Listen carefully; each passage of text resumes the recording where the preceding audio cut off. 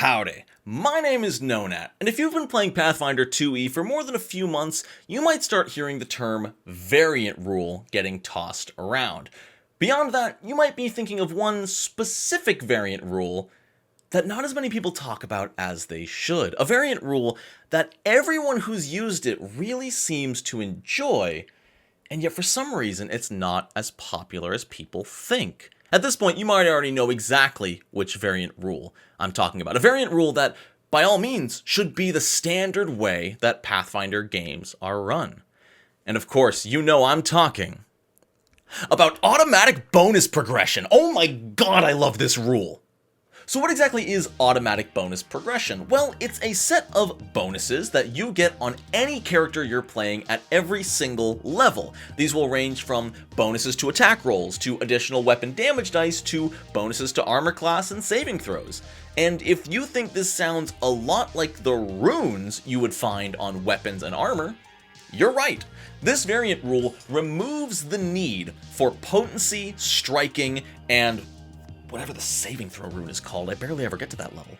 Instead, it causes these to be permanent effects your character gains themselves rather than attaching them to equipment. So now, rather than expecting to find or buy a +1 longsword by level 2, just by hitting character level 2, you get a flat +1 to all attack rolls with melee weapons. This allows for a true feeling of growth as a character, rather than just a character finding more impressive equipment. It feels great to pick up a longsword, be more accurate with it, and deal an extra damage die, than to find a longsword that happens to make you more accurate and hits for more damage. I'd like to go over each of the different bonuses in detail because some of them are not super clear on what they do up front, and then I'd like to talk about my thoughts on the variant rule from a few different perspectives. What's really nice about this variant rule is that it does nothing at first level, so if it is your first campaign, it doesn't add anything new to character level 1. Your character creation is going to be the exact same, whether it is in automatic bonus progression or a standard campaign. Things only start getting added to your character at level 2, which is the aforementioned attack potency +1. This means you get a +1 to all attack rolls with weapons. This does not apply to spell attack rolls. That's something that is unfortunate and would be harder to explain to a new player, but it's just based on the intrinsic balance of the game itself, where you can't normally put runes on spell attack rolls. At level 3, you get a single +1 skill potency to any skill in the game. Athletics, crafting, stealth, thievery, whatever you want, that skill gets a permanent +1 for the rest of your character's life. Level 4 is devastating attacks, and this is your additional weapon damage die, and this is on any and all weapons. So a level 4 character with automatic bonus progression will be attacking with a +1 to accuracy and deal an additional weapon die of damage regardless of what weapon they're wielding.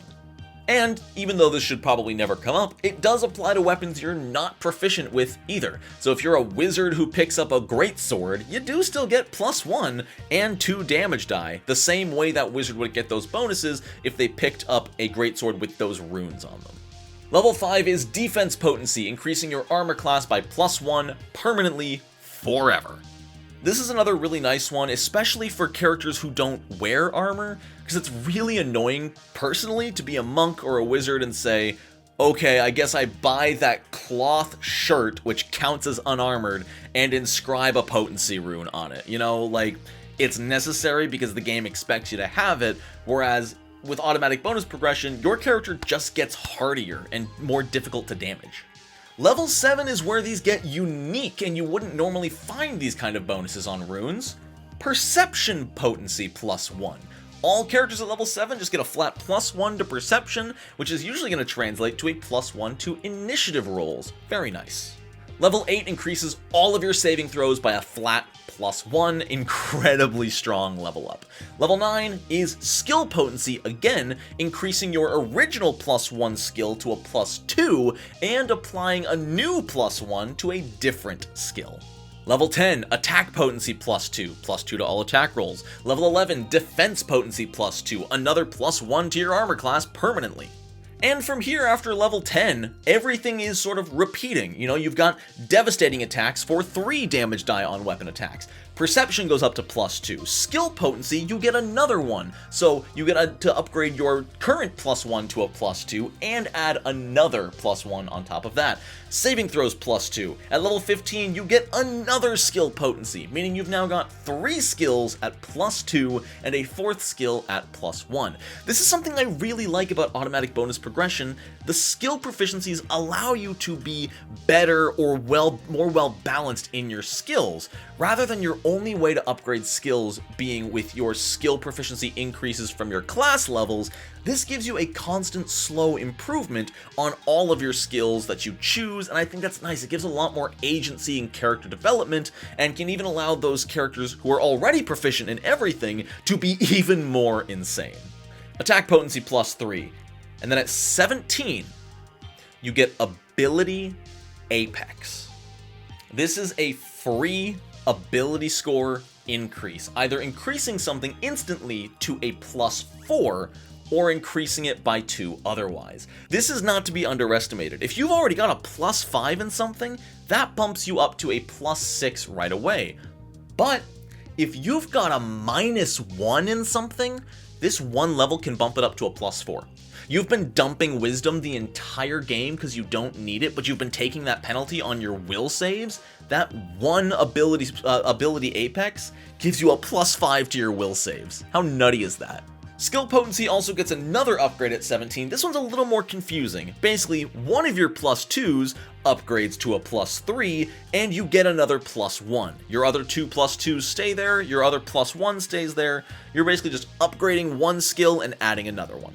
18 is defense potency +3, 19 is 4 weapon damage die, perception potency +3, and at level 20 you get +3 to saving throws and another skill potency increase, finalizing you at 2 skills with +3, 2 skills with +2, and 2 skills with +1. So there's all the different benefits of automatic bonus progression you'll get from levels 1 through 20. So why do I love this variant rule so much?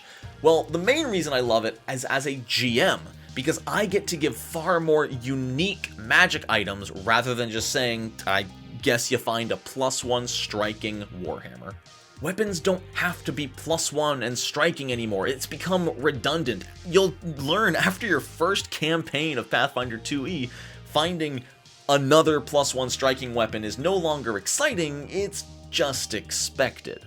Now you can just find a flaming longsword or a thundering crossbow. It's so much more engaging as a player to find the Dwarven Thunderbow, a crossbow that happens to deal 1d6 extra sonic damage on attacks.